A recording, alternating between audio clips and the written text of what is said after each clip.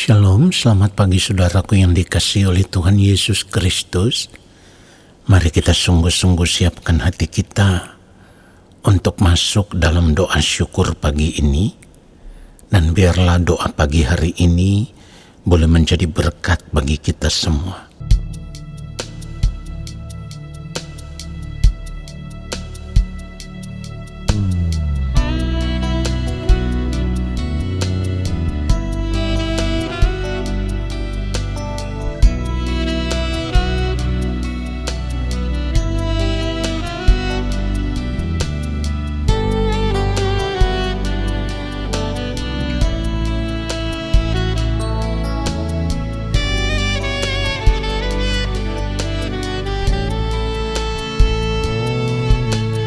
Ku mau hidup kudus seperti Yesus, menjadi sempurna seperti yang Bapa inginkan.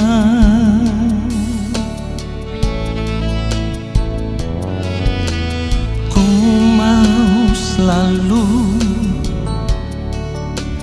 berkenan padamu, hidup mengenakan pikiran dan perasaan Kristus dalam perkataan, dalam perbuatan. Ku mau Kristus nyata di dalamku, yang ku ingini hanya kerajaan-Mu, ya Allahku. Keindahan dunia, kesenangan dunia, tak ku ingini lagi semua itu, sebab kemuliaan yang Bapa sediakan itulah yang sempurna.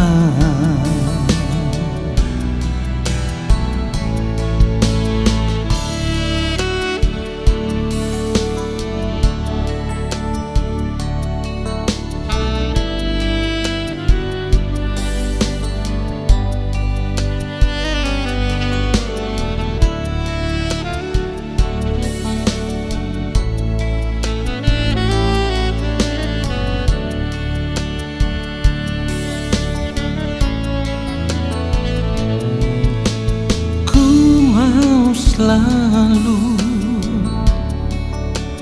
berkenan padamu, hidup mengenakan pikiran dan perasaan Kristus dalam perkataan, dalam perbuatan. Ku mau Kristus nyata di dalamku, yang ku ingini hanya kerajaan-Mu, ya Allahku. Keindahan dunia, kesenangan dunia, tak ku ingini lagi semua itu, sebab kemuliaan yang Bapa sediakan itulah yang sempurna. Oh, dalam perkataan, dalam perbuatan, ku mau Kristus nyata di dalamku, yang ku ingini hanya kerajaan-Mu, ya Allahku. Keindahan dunia, kesenangan dunia, tak ku ingini lagi semua itu, sebab kemuliaan yang Bapa sediakan itulah yang sempurna. Itulah yang sempurna.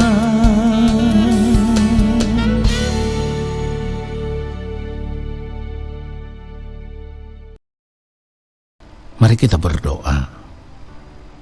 Bapa yang Maha Kudus, kembali saat ini kami semua mau duduk diam di kaki Tuhan.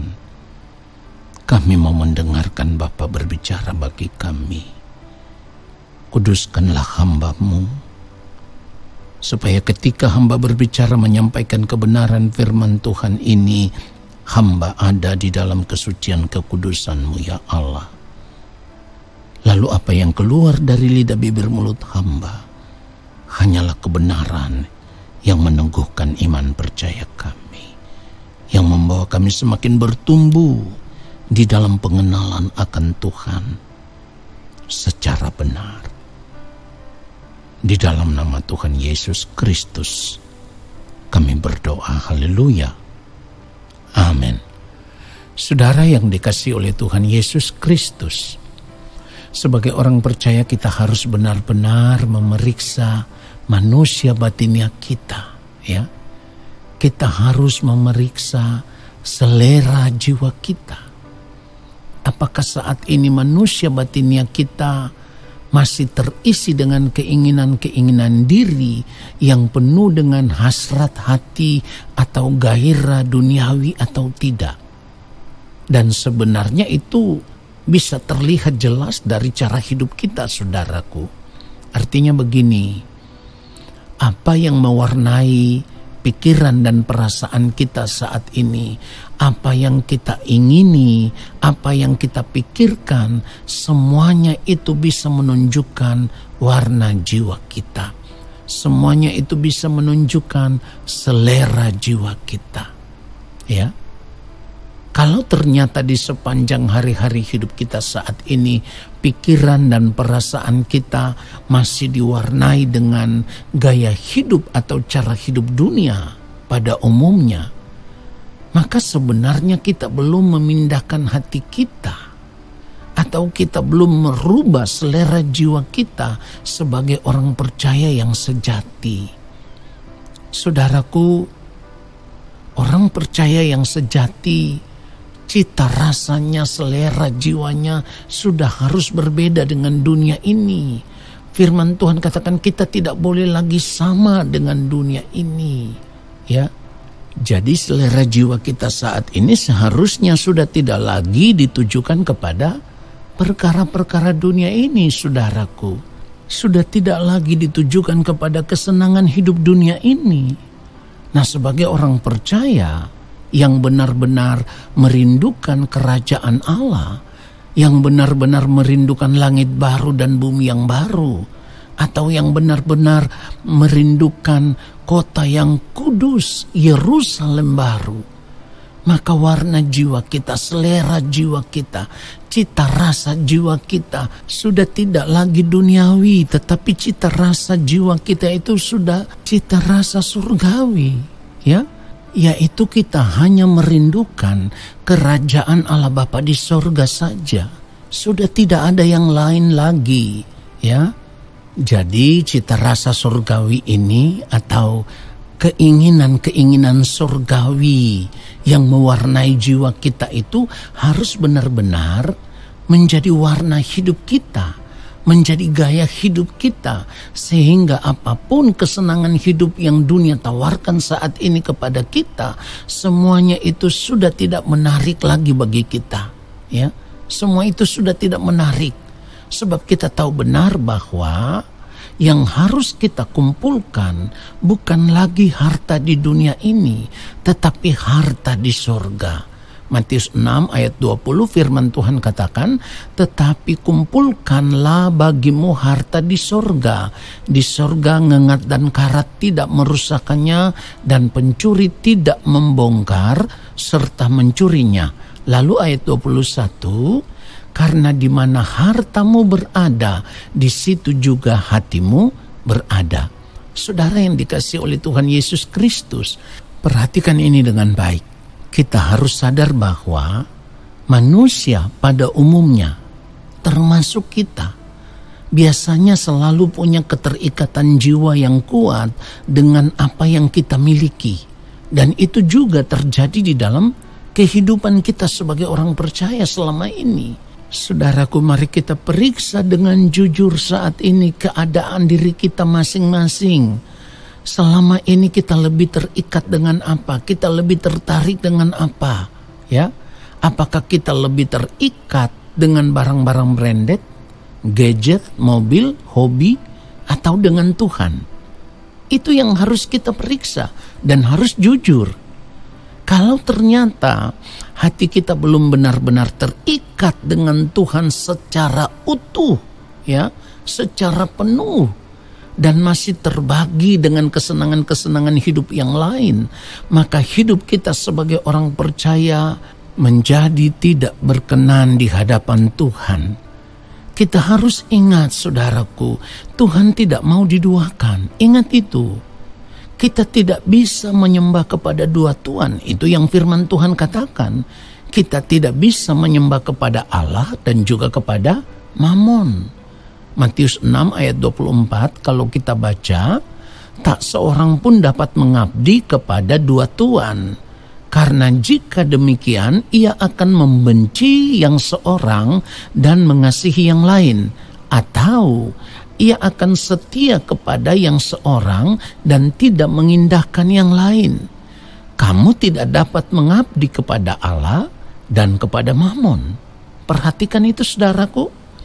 Mengerti kebenaran ini, saudara, kita dituntut, ya, kita dipaksa untuk menentukan pilihan. Jiwa kita saat ini mau diikat kepada siapa? Kepada Tuhan atau kepada Mammon? Saudaraku, disinilah pertaruhan kita yang sesungguhnya. Disinilah pertandingan iman kita yang sesungguhnya. Sebab sebagai orang percaya, cita rasa jiwa kita itu harus benar-benar sama dengan cita rasanya yang mulia Tuhan kita Yesus Kristus. Tuhan Yesus itu memiliki cita rasa surgawi dan bukan cita rasa duniawi. Sebab dikatakan di dalam Yohanes 4 ayat 34, kata Yesus kepada mereka, makananku ialah melakukan kehendak Dia yang mengutus aku dan menyelesaikan pekerjaannya. Saudara perhatikan itu. Inilah selera jiwa Tuhan Yesus Kristus saat masih hidup di dunia ini sebagai manusia. Dan tidak ada keinginan yang lain di dalam hidup Tuhan Yesus selain hidup hanya untuk melakukan kehendak Allah Bapa di sorga. Saudara, inilah gaya hidup yang menyukakan, gaya hidup yang menyenangkan hati Bapa di sorga. Nah, orang percaya juga harus memiliki gaya hidup seperti ini. Gaya hidupnya Tuhan Yesus Kristus dan tidak lagi mengikatkan diri dengan kesenangan hidup dunia yang sia-sia. Saudaraku, kita semua harus sadar, sebagai orang percaya kita dituntut untuk memiliki gaya hidup atau cara hidup yang demikian, yaitu gaya hidup Tuhan Yesus. Dan tentu bukan tanpa tujuan. Kalau kita harus memiliki cara hidup seperti Tuhan Yesus Kristus, itu ada tujuannya. Dan tujuannya yaitu supaya nanti ketika kita berada di balik kematian, kita bisa mendengar Bapa berkata, inilah anakku yang kukasihi, kepadanyalah aku berkenan. Itulah yang dikatakan di dalam Matius pasal yang ketiga ayat 17. Lalu terdengarlah suara dari sorga yang mengatakan, inilah anakku yang kukasihi, kepadanyalah aku berkenan. Nah saudaraku, itulah yang dikatakan oleh Bapa di sorga ketika Tuhan Yesus hidup dalam ketaatan penuh untuk melakukan semua yang menjadi kehendak Allah Bapa di sorga. Perhatikan ini, sekalipun dalam melakukan kehendak Allah Bapa di sorga itu, Tuhan Yesus harus rela dan tetap taat sekalipun. Tuhan Yesus harus mengalami penderitaan yang sangat luar biasa. Saudara, jadi kalau kita mengaku diri sebagai orang percaya, kita mengaku kita percaya kepada Allah di dalam Tuhan Yesus Kristus, tetapi kita tidak hidup sama seperti Kristus telah hidup, maka sesungguhnya kita tidak percaya kepada Allah. Perhatikan itu. Sesungguhnya kita tidak percaya kepada Allah. Dan itu artinya di balik kematian nanti, Allah tidak akan pernah mengenal kita sebagai anak-anaknya. Itu juga artinya kita akan terbuang ke dalam kebinasaan. Jadi saudaraku, jangan sia-siakan kesempatan hidup kita saat ini. Bertobatlah, berbaliklah kepada Allah. Tuhan Yesus memberkati kita semua. Haleluya. Amin. Mari kita berdoa saudaraku. Bapa, kami bersyukur untuk kebenaran firman-Mu yang sudah menyadarkan kami. Kami sadar sungguh bahwa perjuangan kami selama kami masih hidup di dunia ini bukan untuk menikmati dunia ini, tetapi perjuangan kami yang sesungguhnya adalah perjuangan untuk merubah selera jiwa kami, supaya kami tidak mengingini apapun yang ada di dunia ini. Satu keinginan kami hanyalah kerajaan-Mu ya Allah. Kami mau arahkan hati kami hanya tertuju kepada Engkau saja ya Tuhan. Merindukan Engkau saja lebih daripada apapun. Merindukan kerajaan-Mu ya Allah Bapa di sorga. Biarlah di sepanjang hari hidup kami mau sungguh-sungguh seluruh keberadaan hidup kami benar-benar terikat dengan Engkau saja ya Tuhan. Kami mau mengikatkan diri kami hanya dengan Engkau saja ya Allah. Lalu Roh Kudus Tuhan pimpin kami ke dalam seluruh kebenaran, sehingga di sepanjang hari hidup kami hanya hidup untuk melakukan kehendak Bapa di sorga. Terima kasih Bapa untuk firman-Mu yang sudah memberkati kami. Dan saat ini kami semua mau mengangkat tangan di hadapan Bapa. Kami percaya Engkau akan menurunkan tangan dan memberkati kami semua. Turunlah atas kehidupan kami segala berkat kasih karunia daripada Allah Bapa di sorga. Rahmat cinta kasih yang berlimpah-limpah dari Gembala Agung yang mulia Tuhan Yesus Kristus di dalam persekutuan yang manis dengan Roh Allah yang kudus menyertai langkah hidup kami dan memberkati kami sekarang dan sampai selama-lamanya. Amin. Saudaraku, selamat menjalankan aktivitas hidup di sepanjang hari ini. Tuhan Yesus memberkati kita semua. Shalom.